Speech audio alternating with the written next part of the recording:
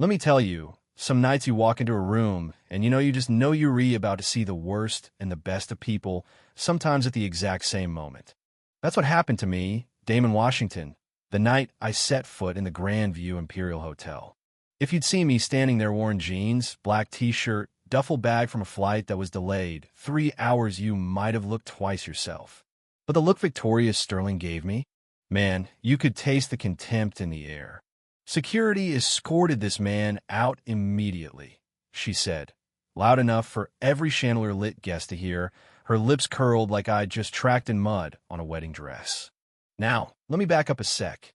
I didn't look the part, not to her, not to any of those folks lounging around the marble lobby, sipping $30 cocktails. Dark skin, casual clothes, a confidence that probably made her itch, because in her mind, luxury didn't come dressed like me. Victoria, the manager, didn't just stop at glare. She went for the performance, the full show, her voice syrupy sweet, dripping with false politeness. "Excuse me, sir. This is a private establishment." And just like that, I was a spectacle. See, what Victoria and her audience didn't know what made this whole farce so poetic was that I wasn't just any guy looking for a handout or lost on the wrong floor. I was the CEO of Washington Hospitality Group, and 2 days before, I'd purchased their hotel chain, right out from under their noses. Undercover boss, Silicon Valley style. But that night, I needed proof. Whispers had reached me about discrimination at this place, but it's different when you feel it yourself, the chill in the air, the eyes that scan you like you're a credit card with no limit, except the only thing overdrawn is your dignity. I walked up to the front desk, Victoria standing stiff as a soldier on parade. "Good evening. I have a reservation under Washington Group," I said, calm as lake water. She didn't check. Didn't need to, in her mind. "We maintain certain standards here," she said, "the code as old as time for keeping people like me out." The crowd ate it up, nodding along, a Greek chorus for bigotry.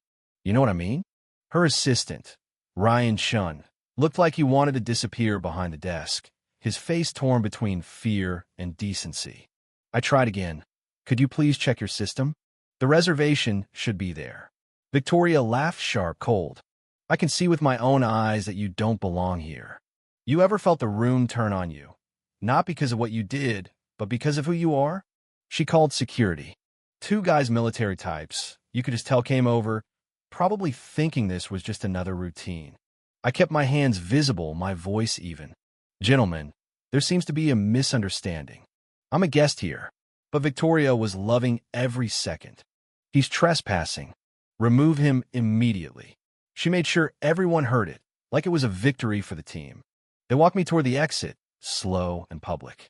Phones out, murmurs rising, an old man whispering about people knowing their place. Humiliation wasn't just a side effect. It was the point. I called my assistant as they led me out, my mind replaying every word, every glance. Out on the sidewalk, cold air in my lungs, I gave the order, announced the acquisition immediately, full staff meeting, terminate Victoria Sterling effective tonight. What happened next? You could say it was the kind of plot twist you only see in movies, but it was all real, every unscripted moment. The hotel lobby, still buzzing with self-congratulation, was about to get a new main character.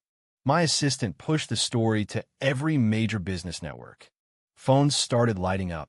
CNN, Bloomberg, Washington Hospitality Group acquires Grand View Imperial. My face, my story, everywhere.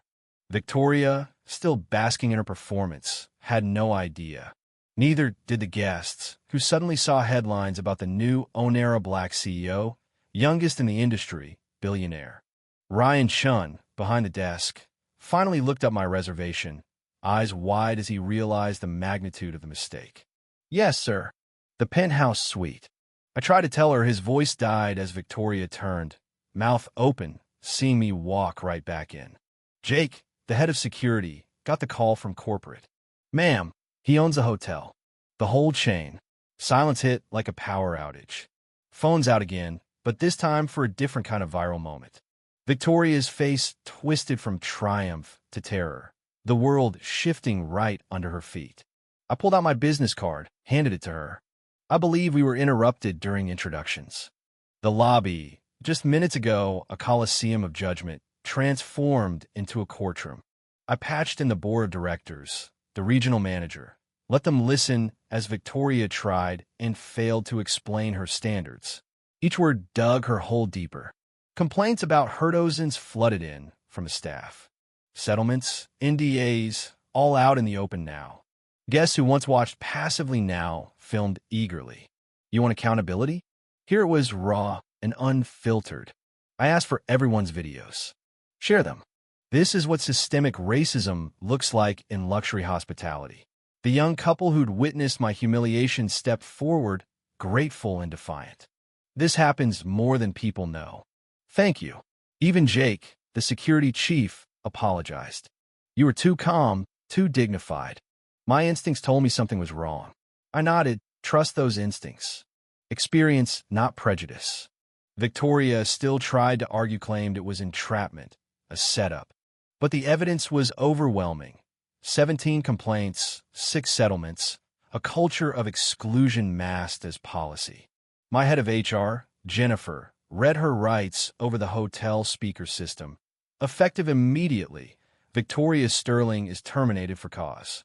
You should have seen the looks on people's faces as the consequences landed, hard and public. What about us? Ryan asked. How do we make this right? Acknowledgement is the first step, I told him. Training is the second. Accountability is third. Are you ready for all three? The lobby filled with reporters, staff ready to testify, the young couple agreeing to interviews.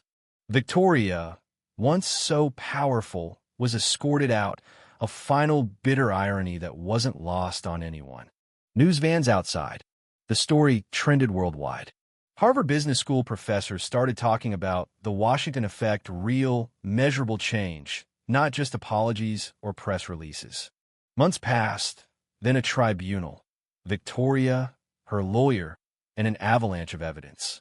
I appear via video, laying out the systemic rot in the industry. Former staff, once silenced by NDAs and fear, testified.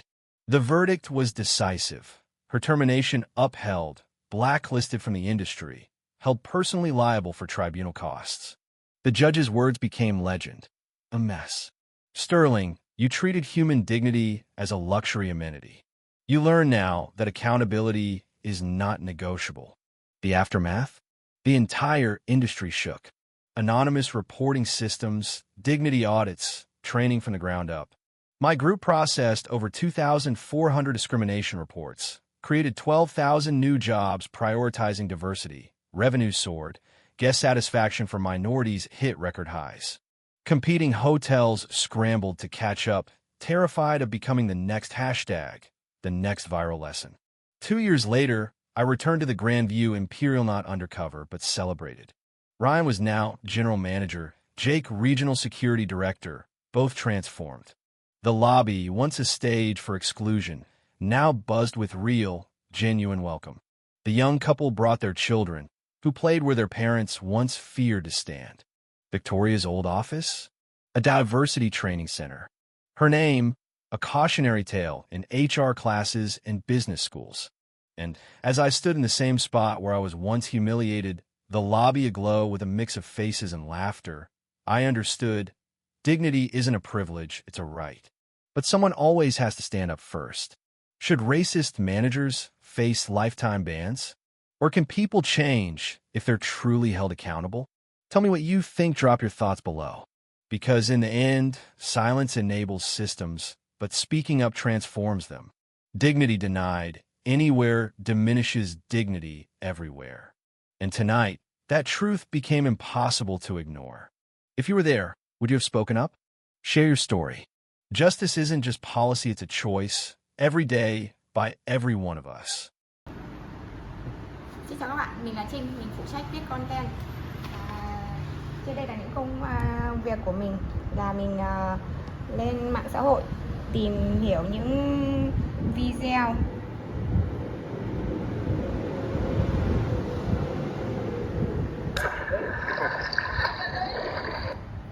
Next one?